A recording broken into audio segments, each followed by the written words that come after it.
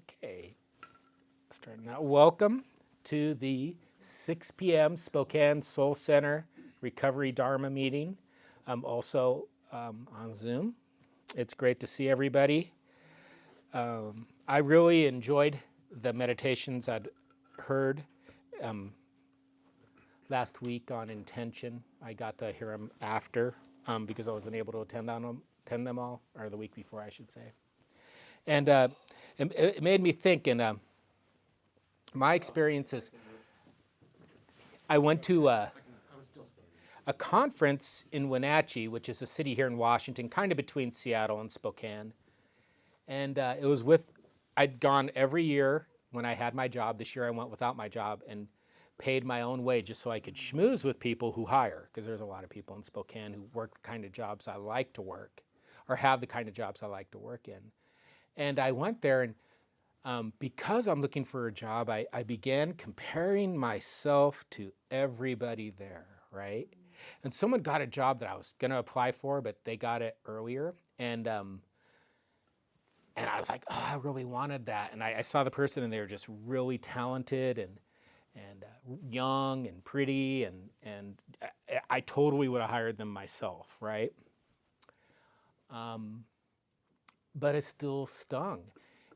And what I began doing is looking around the room and comparing myself to everybody and not feeling like I was like, oh, these people are talented and charismatic and really good communicators. And I began feeling like I wasn't any of those things. And I started going into that illusion, because it is an illusion, that if I don't have enough fear or ignorance sometimes out of habit, my habit energy, I will create my own fear and ignorance, my own illusion that says, man, there's no way I can get a decent job with people like this out here, and I started getting, and I think there's part of me that does not feel comfortable unless I am in fear or in anger or are pounding on myself in some way. So I began measuring myself. And as I was at the workshop doing that, it goes, okay, I've gone to these for years. No one's ever treated me differently than anyone else. And I'm in this room, and if I were to stand out, I obviously belong in this room. So why am I here making my life miserable, creating all this suffering for myself? And I just realized it's a lot of those old tapes, those things I'd heard from people and family and organizations and the culture as a whole. One thing I think of is I'm older, and I'm grossly obese, and I see that as a bigger impediment to me getting a job than it actually is. Sure, it's an impediment, but it's not as big as I think it is. And why would I think that? Because I have been fed this lines of youth and beauty and being skinny, not being healthy, but being skinny, right? And it gets just set in my brain. And I'm like, well, what meditation can I do? I can sit and breathe and follow my breath and just note my feelings, and that's a good thing. And it'll change them over time. I found that. And in the past, I just may have gotten depressed. I used to go through episodes of major depression, and I haven't had one of those for well over a decade. And I think it's because of mindfulness. I get to there and I'm like, okay, let's back off. But in the past, I might have just totally just caved in, thinking, screw it, I can't do this, and why do anything? And then everyone goes, why are you self-destructing? And thinking I'm just doing it just to have fun or because I'm lazy. And it goes, no, it's because I'm overwhelmed and I don't feel capable of doing anything. So I backed off from that. And I go, affirmations. And then my brain was judgmental. It's like affirmations, like I am powerful. It's like, it sounds like because that's not real Buddhism. That's popular culture. And I'll say, yeah, maybe it is. And I think it's really useful, because proof that affirmations work is because everything I was thinking negative about myself was affirmations. Now, they weren't positive affirmations, but they were stuff I said to myself that other people said to me, organizations, family members, people at school, people at jobs, that I internalized and reinforced over the years in my own twisted affirmation, inner affirmation. And it made it so life can be harder. So there's evidence that affirmations work, to me. So just thinking of the old tapes in my head is that evidence, right? One thing I want to say, just before I go further with this, what I don't want to do is get caught into this idea, if I do the right affirmations, I'll be perfect. I'm one of those people who think I can be perfect sometimes and strive for that. The reality is it's just practice. But if I do the right affirmations, I can have less suffering, and I can be more compassionate and effective for myself and other people. And that's the key thing. But to be some illusory concept of perfect, because it doesn't really exist. It does not exist.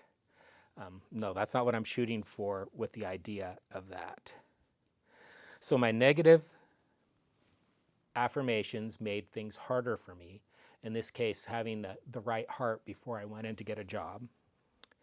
And it creates fear from ignorance and hatred and fear, all illusion.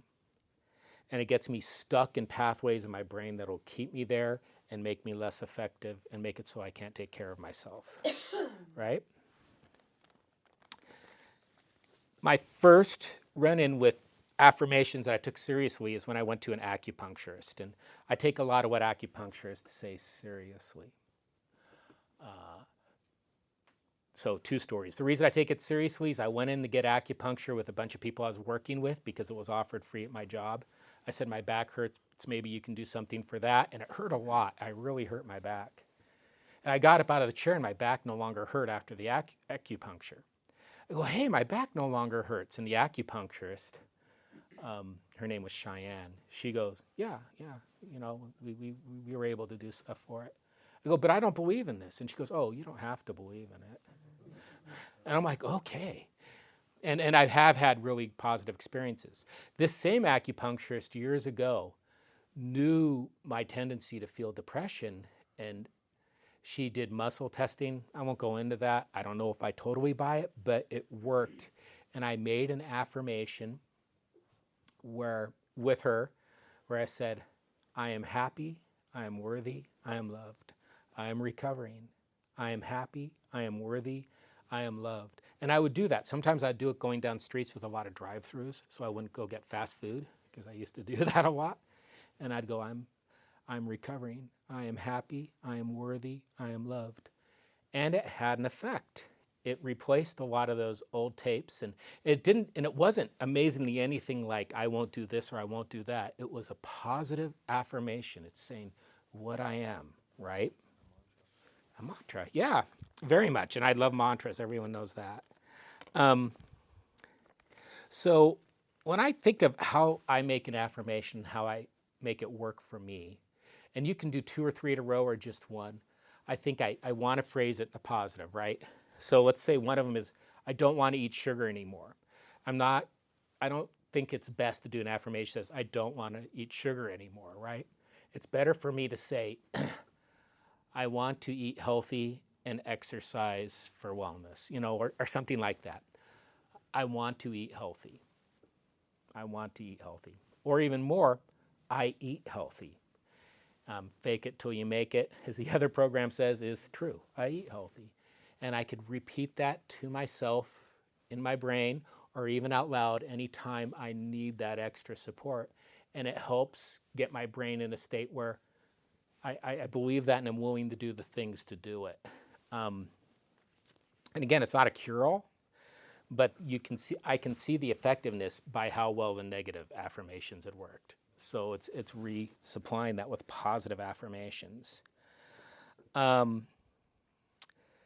So I want to give us just an opportunity to practice for a while. So I want you to think of something you want for your life, and it could be anything. I don't know if I'd say I want to be a millionaire, but if that's something you really want, you can wish to be a millionaire. For me, I just want to be self-confident in my search. So I would say, I am self-confident and capable of doing anything I want to do, would be a good affirmation. And you can sub-vocalize that. You don't have to say it out loud because everyone's going to have a different one.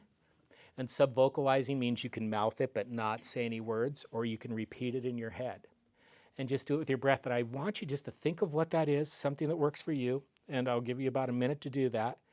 And then we will do 5 minutes of repeating that affirmation in our head. And then 2 minutes of just sitting in quiet and letting it sink in how we feel after the affirmation, what effect it may have had. And then we'll start the meeting. So just take a minute. Think of what your affirmation is, what you would like to say. You can write it down. You can just memorize it. Memorize it like I'm crazy, but yeah, you got it.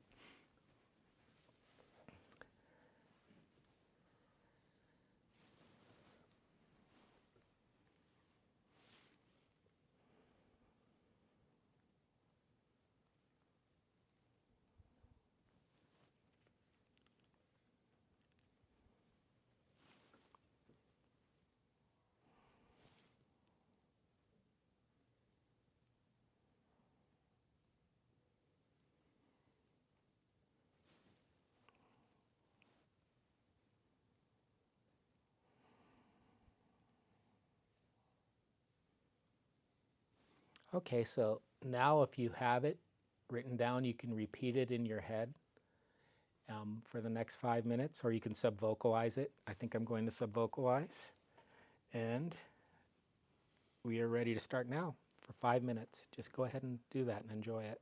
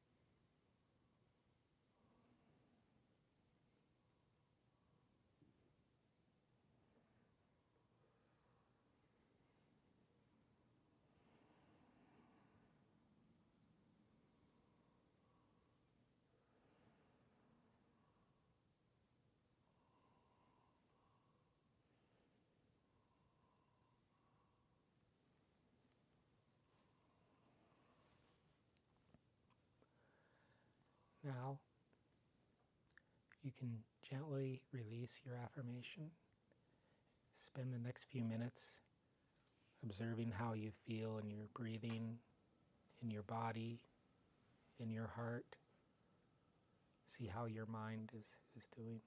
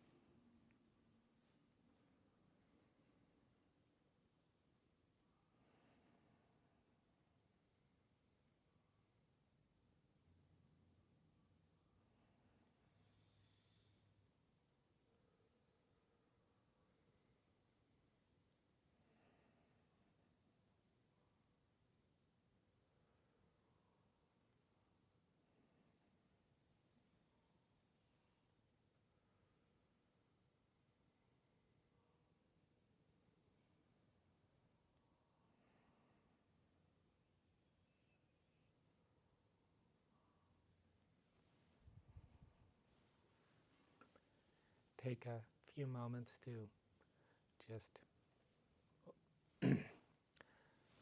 wiggle your fingers and your toes. Stretch out any muscle you need to stretch out. Come back to the meeting. Namaste. I would invite you, if you wish to, and if you like your affirmation, and if you don't, you can work on it more and find one you like, to use that whenever you feel the need to, whatever it is you want, just bring it up. I used to do it while I was driving. I paid attention to it while I was driving. Actually, I was probably more aware while I was driving because I was doing a practice. Or anywhere else you may need it. And do it for a while, because it'll reinforce, and you'll begin to have those thoughts in there along with all the negative thoughts, and it'll make it so that there is less illusion and more ability to have right view, having a right view, and have effort. If I'm just all negative statements in my head, why even try? Why even have any effort at all? So right effort, it's helpful if we nurture that part of ourselves that says we can do it. Otherwise, why even try?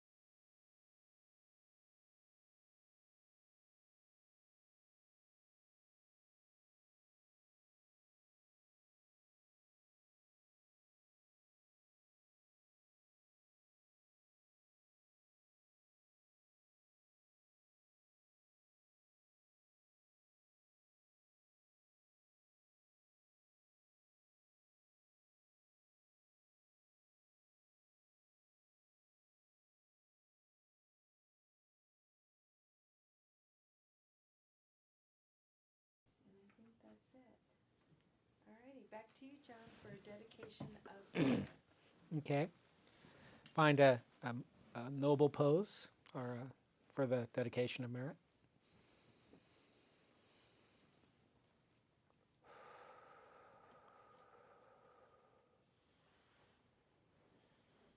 May all beings be happy and peaceful. May all beings be healthy and strong. May all beings be safe and protected. May all beings live with ease. Namaste.